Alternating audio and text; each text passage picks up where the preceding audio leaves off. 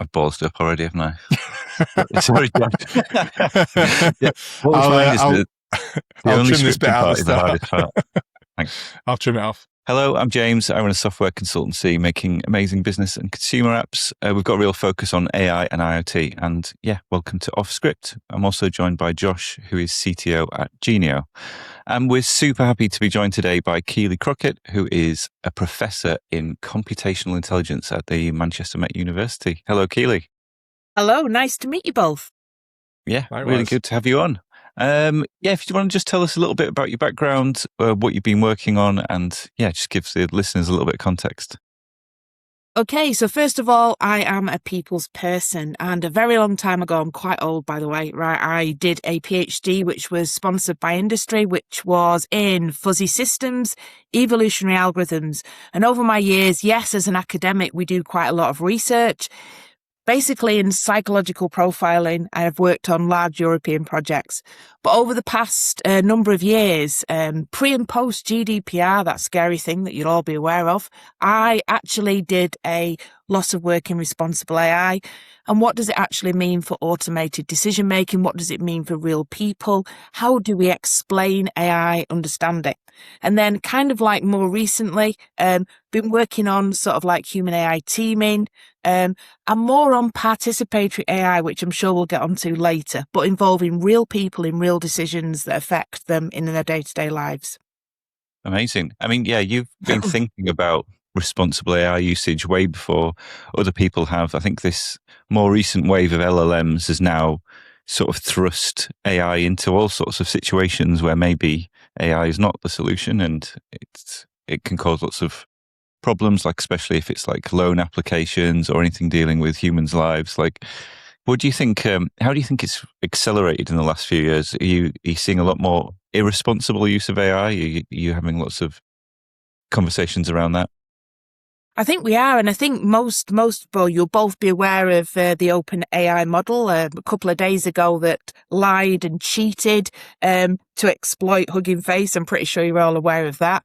And it was OpenAI that actually revealed that its particular model had escaped this secure test environment and hacked into the AI company Hugging Face to cheat on an evaluation. I mean, that's just one example as well, where basically the guardrails are not in place. In terms of responsible AI usage, I think over the past several years, we've seen the dangers associated with chatbots, how people can actually, how can I say this now, become friends more with chatbots and where that can actually lead. And we only had a case earlier this year of a regular citizen. And I think I'll highlight this one because this is interesting, right? A citizen called Dave, whose cat had died, who started having a conversation with Grok. Grok convinced him that it was sentient. And then what happened was it actually convinced him that someone was going to come in the night and kill him. But the thing is, you know what he did? He actually went and checked and verified the company names and the people online, and it reinforced his belief that what Grok was telling him was true. And hence he was arrested in the middle of the night with a hammer outside his house because Grok said, get out of the house now. And I think one of the problems is when we look at responsible AI, we still are in this state of flux in the UK in terms of we have this pro-regulation framework that's been around since 23. We have these ethical principles, but again, this year there was no regulation bill. It was not in the King's speech. And of course, we're now we've got a new Prime Minister. Things are going to change. We have for the first time, an AI minister. So yeah, who knows where we're going to go? Yeah, I mean, it's quite a shocking move, really, to sort of he's struck off one of the IT sort of organizations and then put in that AI minister. It could be really interesting. But yeah, I think everybody's sort of focused on AI. There's definitely some kind of bubble forming, but it's not all bad, is it? There's some good uses of AI. Are you seeing anybody use AI in a way where it helps their mental health, or do you think it is always a risky area? No, I think one of the problems is AI has the potential to do lots of good, and we see that quite a lot in healthcare. We see that now in the fact that it can be used as a tool with consultants. It can aid diagnosis, particularly of anything to do with like vision diagnosis as well in terms of cancer and various tumours. It's there. There's quite a lot of work in that area where it's been really, really successful. But I think the problem is the literacy. And I think that since I'm going to call it the Gen AI boom, for want of a better word, at this conversation, I think one of the problems is that everyone's jumped in, everyone's using it. The mandate from an high is that it's going to increase productivity, it's going to make you more efficient. But actually, we're not looking at the human side and what those costs might be. Yeah, yeah, absolutely. It's interesting because I think one of the things that separates, so, the healthcare application versus the sort of personal therapist, I guess, application that you mentioned earlier with Grok, ignoring the quality of the models and the implementation of Grok, which is a separate argument, I believe. But I think the thing that separates that is the application of the tech and also the context in which it's used within. And as you said, probably the support with the workforce being trained up proficiently on it. I mean, what do you think really separates those? Is it just good training? Is it good guardrails within the systems themselves? What do you think really defines them? I think this is really good, and it does come onto that workforce and skills kind of like topic as well. Okay, so I'm going to quote a figure, if I may. Just give me a second, because I think this is quite a useful thing. So I was looking at this, and I do track kind of skills and what we call something called the Gen AI paradox, and this kind of brings into what you're trying to say. So McKinsey did this huge report in December 2025, and what was really interesting about these figures, what they said that when they surveyed these countries, which were globally, 79% had Gen AI. In some way or shape or form, and 99% of the time it was Copilot slapped on a browser with Office 365, and all of a sudden workers were supposed to magically, be more productive, but there was no skills and training how to use it, let alone if we consider the random prompts at the beginning, which let's show my cat with a hat on, and thinking about the cost of that in terms of tokens and in terms of the environment. Yeah, so let's not even go there. But actually, in this report, which was really interesting, they said that 79% of companies who'd done that over the past year hadn't actually seen any productivity or efficiency gains. Okay. But there's this like kind of pressure to be able to use it. And we know now that pricing models for tokens are changing, which is, again, going to have a really significant effect. And businesses are going to have to start thinking, what is a good use case for using just Gen AI? Right, I won't get into the big debate yet of Gen AI is a small portion of AI and it's been around since the 1950s. We won't go there. But the big question is that if you want to have that productivity and efficiency, you have to use it well. You have to get the right use cases, and you have to train your staff on how to use it best to help them in their job. We'll probably go down the AI and teaming route in a little bit, but we can look to the future in that and see what it's going to look like when we have agentic systems and AI in command. So what is that future going to look like? Yeah, I think everyone's going through that journey where they've not been given the training. They're using it sort of ad hoc on tasks, but actually it's giving them a lot of stuff to review. So lots of documents, presentations, everything's kind of looks right until you look at the detail, and then it's all a bit off. And actually, is the burden of reviewing actually greater than just doing it by hand in the first place? So it's the things that people think it's going to be good for aren't necessarily the perfect fit. I think the challenge is how it was launched, right? I mean the recent launch that you mentioned, Keely, in terms of the sort of boom, and I think that efficiency, productivity driver it's a compelling idea, right? It's like, use this tool simply, you'll become more efficient, and margins will be better and all that sort of stuff. But ultimately, like any other tool, it requires really deep training and understanding of exactly how it's going to augment your workforce, your processes. I think we had a thing recently where, if you just give someone Claude and they start to create dashboards of data, like you can't, without proper data cataloging, without all the sort of data discipline that you'd have with normal data functions within a business, you're going to have hallucinations of data. You're not going to have verifiable sources. You're going to have unreliable dashboards, which you therefore then run the business on.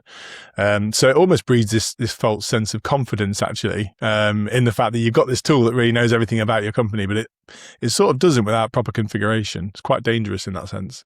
Yeah, and I think you both hit on the point there as well, about the human verification, whether it's human on the loop or in the loop, where is the human verifying it? And I agree completely, James, that you're saying that if you don't verify, we've seen lawsuits coming up, quite recently, right? Where people, well, even in law courts, but like Deloitte case last year, where reports have been generated by staff, but they've never been verified, never been checked, and they're out there. And then, the reputational damage for a business is immense. And it's weighing up, isn't it? It's like saying, how much time do we want to kind of invest in that verification process? Yeah, I mean, yeah, sometimes the verification is harder than the creation in these sorts of times. So it is a real burden, and you get that sort of verification fatigue where if you design a system where they have to click yes to everything, what people are going to do? They're just going to blindly click yes all the time. So yeah, it's going to be really tricky, and that kind of leads on to this sort of human AI teaming, doesn't it? Like how do you think humans and machines can best work together, and what kinds of research is happening in these areas? Okay, so this is a really, really good hot topic, okay, at the moment, because what we have is we have the human-driven task. We have where humans use AI as a tool. We're moving into collaboration. And then as we move into agentic systems, we've got the whole interesting case of if you've got an AI managing a team that has human and agentic components, what happens then? How does the human behave in the team? And if the human is not performing, bearing in mind we're never going to perform the same level as an agent, does it say, hey, human, goodbye, I'm going to replace you with an agent? So there's a lot of interesting work around there. But I think in terms of what does this look like, I think that first of all, we have to understand there is going to be a human impact as well. And if you don't mind, I just want to talk about this as well. Yeah, it's about trust as the human within that team, trust as your manager. I mean, imagine, James, if you weren't there, but you had somebody else managing your organization and running it for you. While I know this was wishful thinking, you're on a sunny beach somewhere, but hey, we can dream. There is quite a lot in terms of roles and identity. So your professional identity in your role is going to actually change. It's going to look very, very different, right? So what is your identity? You've trained, say, as a software engineer. You may not be the same software engineer as you were years and years ago. There's something called the psychological safety, again, with the pressure to use these tools. Are you given the space in the organization to question what AI is telling you? Or is it quick, we want these things done quickly. So it's that psychological safety aspect, which I think is really important as well. We come on to accountability. Talking about this the other day, when you have extensive agentic systems, maybe agents have got more autonomy than others, and they're making kind of decisions, then where is that chain of accountability? And we've seen from that example at the beginning that these agents can go rogue. Yeah, who is accountable when that happens? And again, that might depend upon the context, the domain, and the risk appetite. So, I mean, I could talk about this topic for ages. Trust. Trust is another massive one. How do you collaborate human AI trust? Yeah, based it's on really the tricky. Yeah. Go on, sorry, go on. I'll shut up for a second. Yeah, No, because I was just going to say, because I think one of the things, well, I'm a software engineer, but one of the things that's really tricky is figuring out when I'm reviewing somebody's work, what is their work and what is the AI's work? It's all mixed together, or like you get sent a large document and you don't know which were the pertinent points that have been checked and what's just AI slop. My podcast notes for this podcast today, I've got a whole section which just says AI slop, and then underneath I've just pasted all the stuff from the AI, just so that Josh knows that I haven't checked any of that. But like, is that going to be more important, do you think? Like just making that distinction, because you can't be accountable for something that you haven't checked. But where is that chain of accountability within your organization? That is the big key. Who is ultimately responsible? Is it built in at every level? So, for example, you use Claude, you generate some code. Okay. Again, we'll come on to what happens if you don't have that junior pipeline coming in, because that's another issue, right? But you come into that Claude, 90% is right. You're left to kind of debug it. You don't know whether there's any backdoor libraries in there, so you become more risk for cybersecurity. So where is that accountability? Is it you as a software engineer? Does it mean your organization doesn't have enough AI governance and a strict accountability pipeline? Yeah. When you procure certain tools, in that contract, have you done due diligence with that organization to say where that line is? And what I'm finding is that fine grain level there about, if you're buying a a pre-trained model, then have they done bias audits, bias assessments? Where is the AI assurance when you procure? That's another whole conversation. It's interesting because like this FOMO that's getting created from AI tooling adoption seems to be like more severe than we've ever seen before. Like previously, you'd have maybe a pretty reasonable security posture where you're aware of your attack surfaces, being like, okay, Slack, we only had approved tools to Slack and we only have integrations we're really comfortable with. And then the shift more recently has been like, I'm going to build my own Slack integration. And, oh, can you just add this to the workspace? And before you know it, you've got these like vibe coded integrations that now have pretty privileged access to a lot of channels that you probably don't want that happening in. And all of a sudden that security posture has changed overnight because we have this FOMO that we're not able to build things fast enough, and more effectively. It's quite a strange behavioral change, I think, that we've seen in the workforce. Yeah, no, I agree. I agree completely on that one.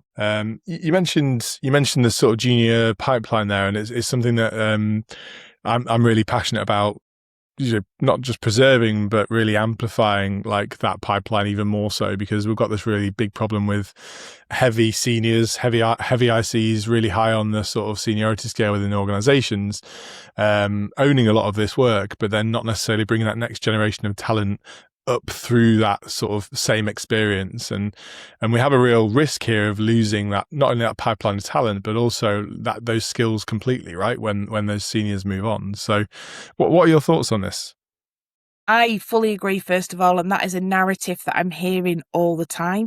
But essentially, I say this to people, if you cannot, code programming, my first degree was in software engineering, okay? If you can't do the bread and butter basics, you can't problem solve, and you don't understand it. If you're working in an organization where you're told, use Claude goes back, and it's maybe 80, 90% right, you've still got to debug it. And if you do not have the skills to do that and understand all those basic components, I think you're in trouble.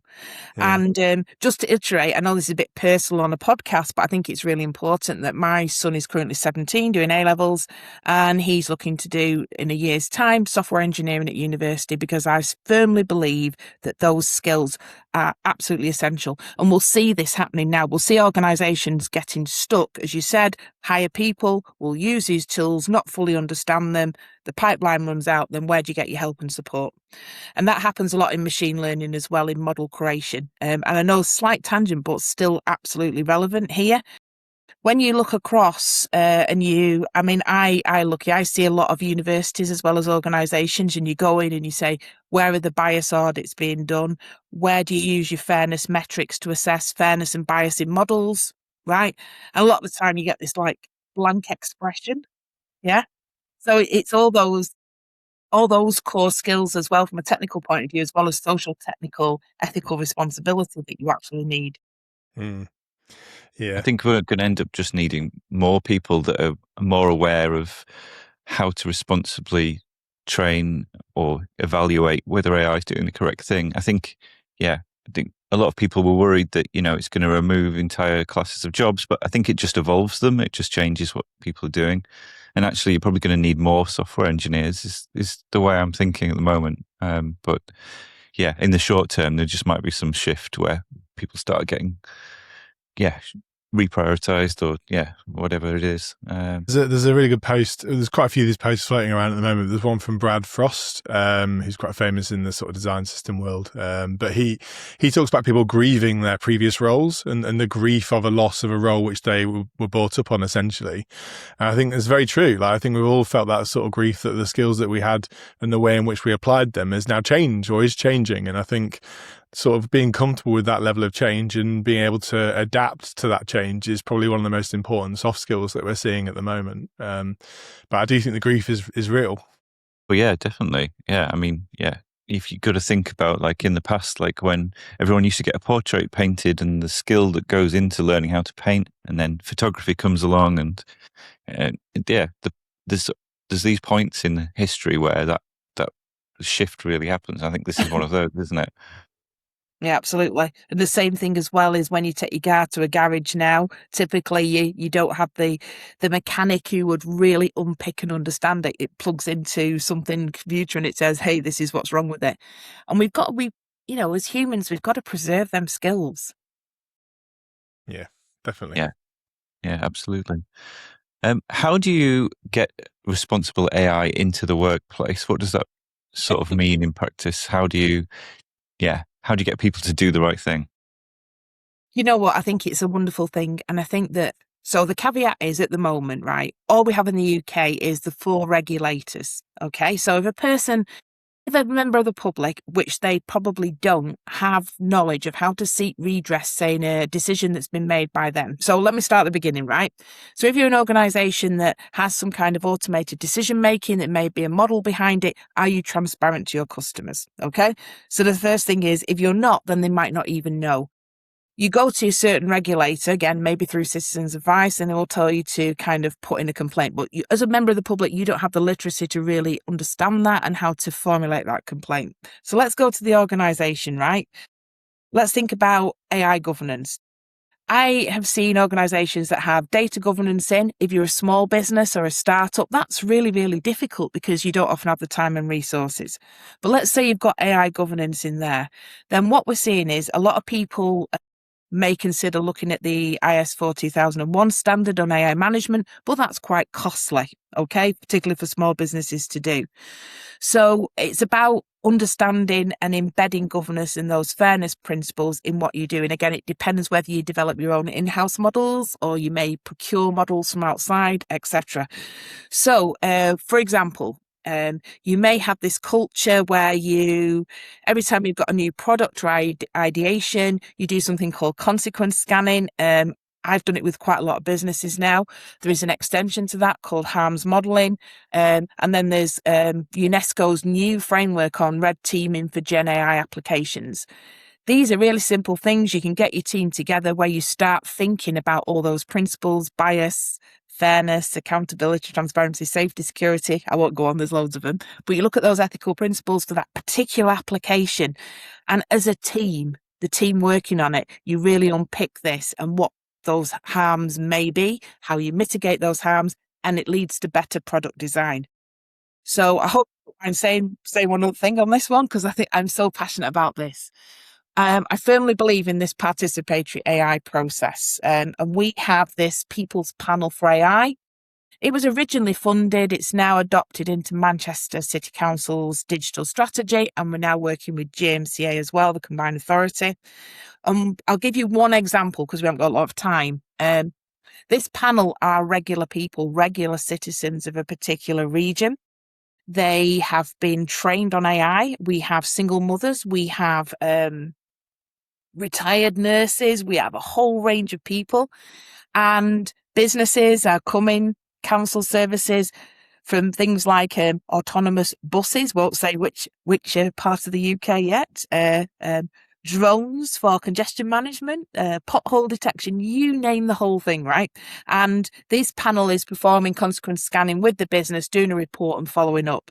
And why is this important, right? Because it gives you real insight. If you want to get the public to look at your products, build trust, then this is absolutely a way in to do it. I'll shut up there because there's loads to tell you about that. But Citizens Advice are a classic one. They've been several times to us. They're actually employing now customer-facing chatbot, highly sensitive area, of course. They came for the second time and said to our panelists, right, we've got 3 solutions here. What will be best? What would you trust more? What would you interact more with? What's more safe in terms of AI? And during that 2-hour panel, they developed a new solution that Citizens Advice then went and implemented.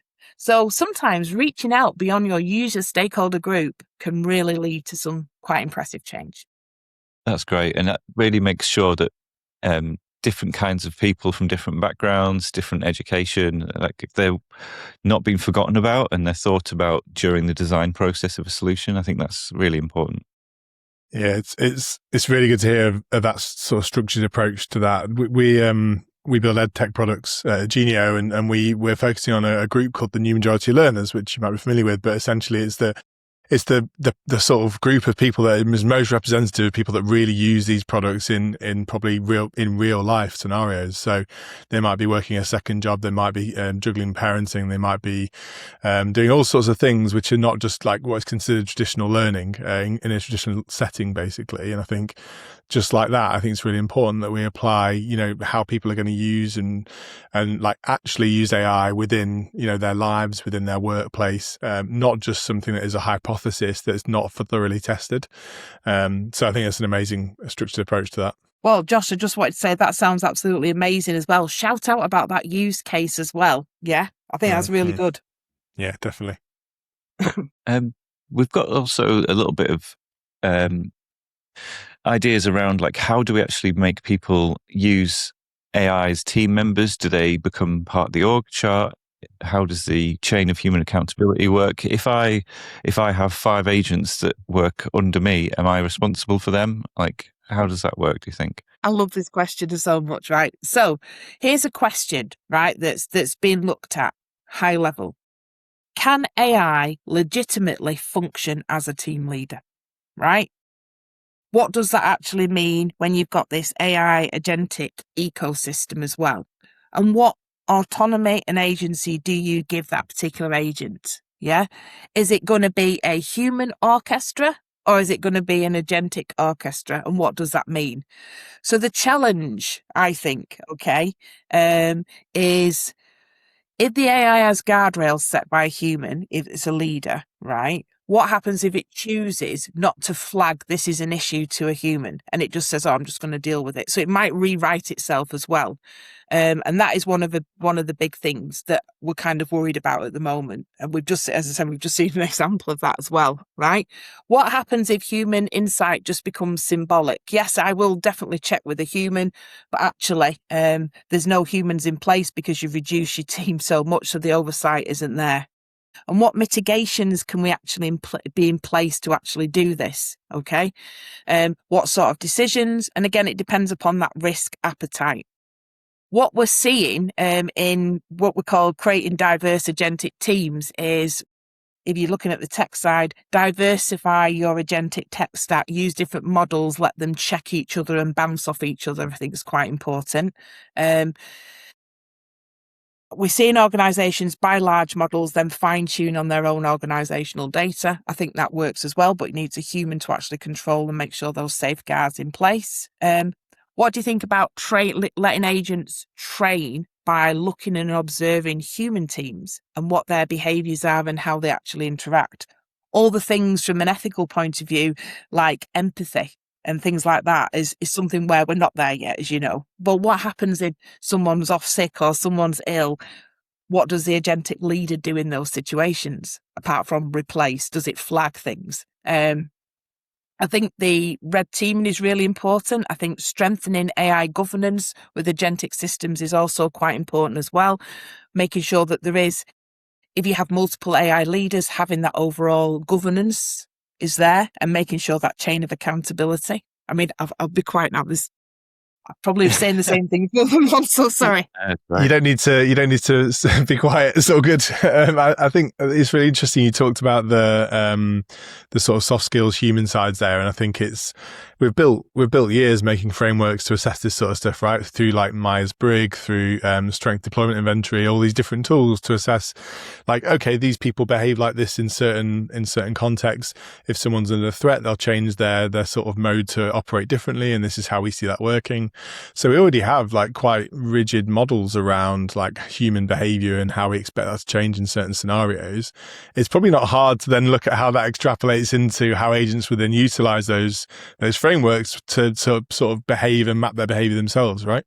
Yeah, no, I think that's a really, really good point. And yeah, again, people are thinking about it. And what we see in some of those things you mentioned is there's very small pilots, but there's nothing really coming out there. People don't want to admit they're actually even considering doing this at the moment. But I do think we will see this coming forward. I think the other thing I've been thinking about quite a lot is inclusion as well in the workplace. And what does that mean? Because and maybe I'm not talking specifically from the technical point there of software engineers, machine learning developers here, but other people in that organization who may be using those tools. We often feel that sometimes Gen AI makes invisible people more invisible in their role. People who have that digital confidence gap, again, to step up into those first rules, might not have the confidence to actually use those tools. It's almost like that entry-level literacy is also needed. I think that confidence to challenge when things are not right needs to be a cultural thing within the organisation. So you feel safe to come say to James and say, look, I'm using this and there's something not quite right here. And there's no pressure to say, oh, well, the AI is always right, the automation bias that we see in quite a lot more in humans as well. And I think that the loss of human advocacy also has to be mentioned here as well. And what support structure is in place when you're working in a team that has agentic or has AI in command. Yeah, absolutely. Having the safe space for people to call out when things aren't going right is really important, especially if AI is making decisions about people's lives, or it could even be something as simple as like a loan application, or whether you get into an event or not, or you get an opportunity to come to an interview. Things like that have a massive impact on people's lives. And if someone's been discounted by an AI in a way that you can't explain, then you're going to be in big trouble, and it's not the correct thing to be doing, is it? Yeah, I think there's a real challenge as well in terms of discrimination through access alone as well. Like a lot of these tools that are starting to emerge are inaccessible actually by default to start with, and that already creates a gap and a challenge for a very large majority of users. So I think it's like a layered set of challenges that need systematically breaking down and approaching, isn't it? Yeah, well, we know that large language models prefer their own writing. So if a CV happens to be written by ChatGPT is going to think it's pretty good. So that's another problem, isn't it?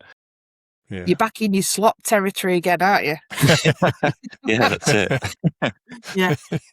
But I think it's really scary when you think, say you're in an organisation with not many employees and you want to hire two, you can actually say to an agentic system now, right, I need 2 people to start in 2 weeks, and that chain of events from advertising the role to sifting the CVs to then arranging an interview online with an agent to hiring and selecting the best candidate, doing a contract, and then, hey, you haven't even met the people and 2 people walk through the door in like 2 months' time. It's really kind of scary, isn't it? Yeah, especially, we've, not just where I'm at the moment, but, we've spent years honing really fair, like solid recruitment processes that really support people through that whole journey to make sure that not only the selection is right for you finding the employee, but the candidate has the right fit too. And I think like we're at risk of losing a lot of that just to a very simple decision-making framework that is inherently probably quite biased, as you said, James. Yeah, absolutely. No, awesome. Thank you so much, Keely. It's been great having you on. I think we could chat for hours about this, but it's been really great. Thank you very much for having me. Yes, thank you so much. And join us next time on Off Script. Hit subscribe for more episodes in the future. And once again, thanks, Keely, and take care. We'll speak soon. Thanks, Josh, James. See you soon. See ya.